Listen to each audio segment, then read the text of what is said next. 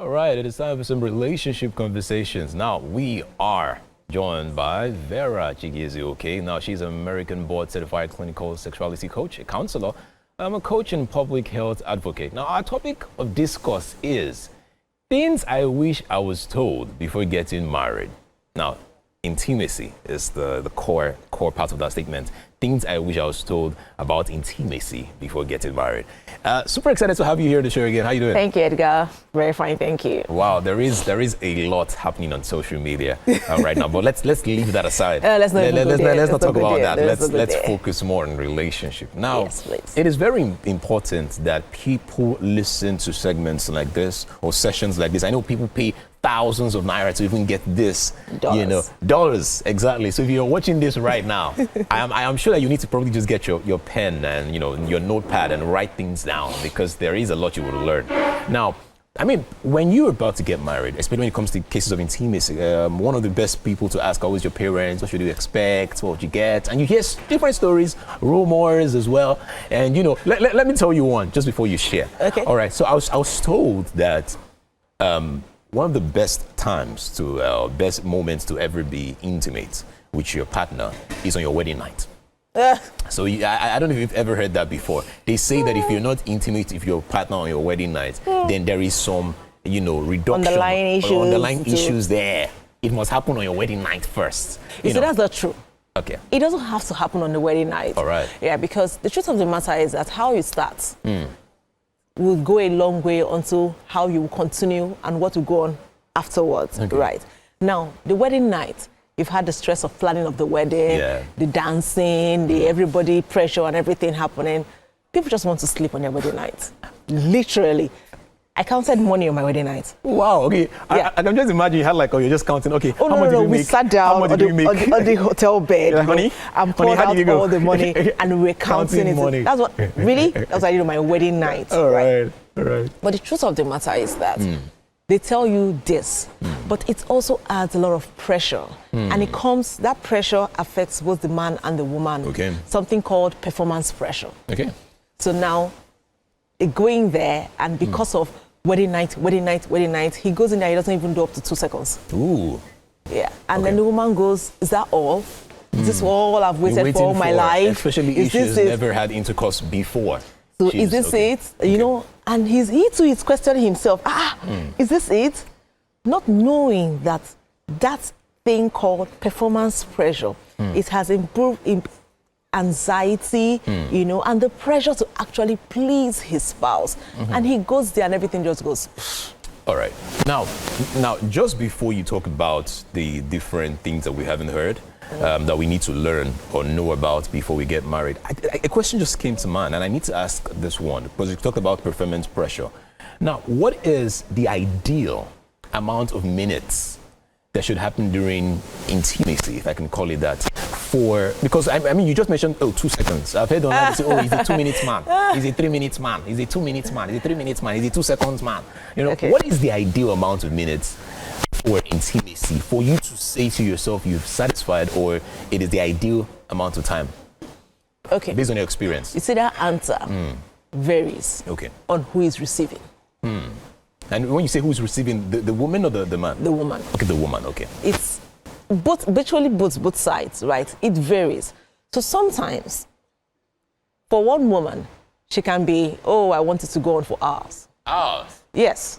Hours. And then, you hear things like, is a pancake properly cooked if it has not been flipped both sides? Right. So you are saying that I'll be traveling from Ketu to Aja, and you are still intimate. I brother, it depends on who.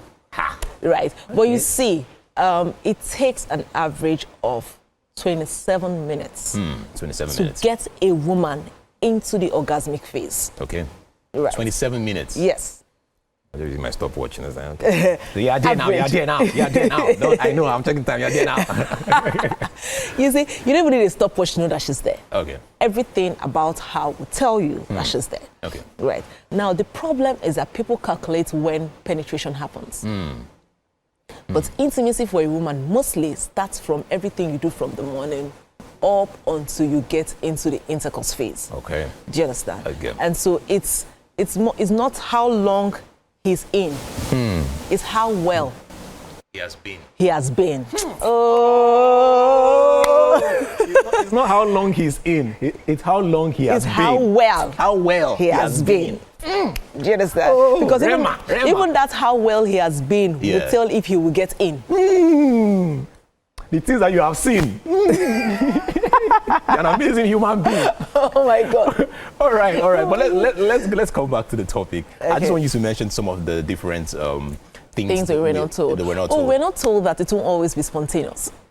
Okay. So, you know, we watch movies and then the guy is coming back from work and they are flinging things. You think, so you're getting married like this, how it's going to Let it always be. be. For crying out loud, there's traffic. Okay. Life happens, you know, the stress of work, you know. And then another thing we're also not told is that there will be little mismatches. Okay. So sometimes she's high, he's low. Sometimes she's low, he's high. Right? We have to actually communicate, which is the third thing. Okay. We need to talk about these things. You know, it doesn't just happen. It's not always magical. That's the fourth thing. Okay. It's not always magical. Right? Sometimes it's just okay. Sometimes it's off the roof. Right? You need to communicate, be able to tell your spouse, this is what I need, these are my needs, my desires, my fantasies, my wants, and have proper communication with your spouse. Are you of the opinion that people should have it like medication, like twice in the morning, twice at night? Like, should they keep certain days? Should we I'm say, okay, not this an is a weekend advocate thing? for routine Okay. because routine spoils the spice. Ooh, okay. I'm not an advocate for routine, but whatever rocks your boat. So if both of you decide that, oh, we're going to be doing it 7 times, 5 times, you Okay. know, all well and good, so long as it works for both of you. Okay. Right. But a minimum of 3 times a week. 3 times a week. When it starts dwindling below 3 times, then we should sit down and say, what's happening? Okay. What are we not doing? Are there underlying issues? Are you beefing me? Are we quarreling? Yes, it happens sometimes. It happens sometimes. Yes, it happens sometimes. Yes, most times people don't realize that there's a problem in their marriage until their bed stops rocking. Ooh.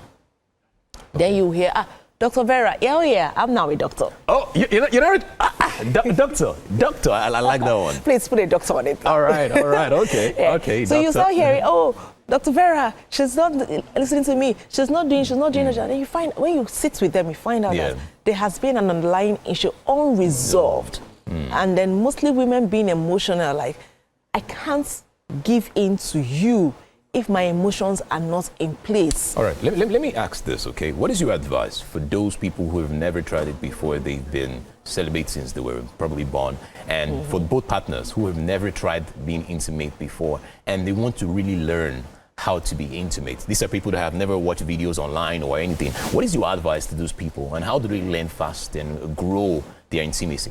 Okay, there's no learning fast. Intimacy is not a sprint, it's a marathon. It's a lifetime. You're going to do it for the rest of your life. Okay. Right.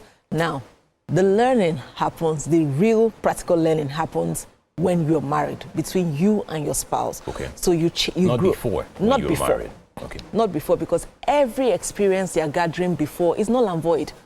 So you have a PhD in bedmatics, and then you come and marry a OND holder, right? Or no certificates holder, actually. Exactly. And then you're wondering why it's not working. It can't work. Yeah. It can't work. So it's better you come in on clean slates, Yes. and then while you are in it, you begin to understand each other's bodies. You begin to learn what ticks on and what ticks off, right? And then you grow together. Okay. Because what he or she liked on the first day, by the time babies come, life happens. We've evolved, right? I may not like it again. Wow, there is a lot to learn on this topic, but that is all that we can take at this time. Thank you so much, Doctor. Yeah. Doctor, thank you so much. Thank you so much. Wow, intimacy, it is really an interesting topic. I hope that you've been able to take 1 or 2 things down. I hope you've also learned some things that you should have learned or you should know at some point before you get married. Okay, I am sure that we'll continue this next week. Yes, we will. But guys, do not go away. Please, the show continues. We have a lot in store for you guys. We'll be right back after the short break.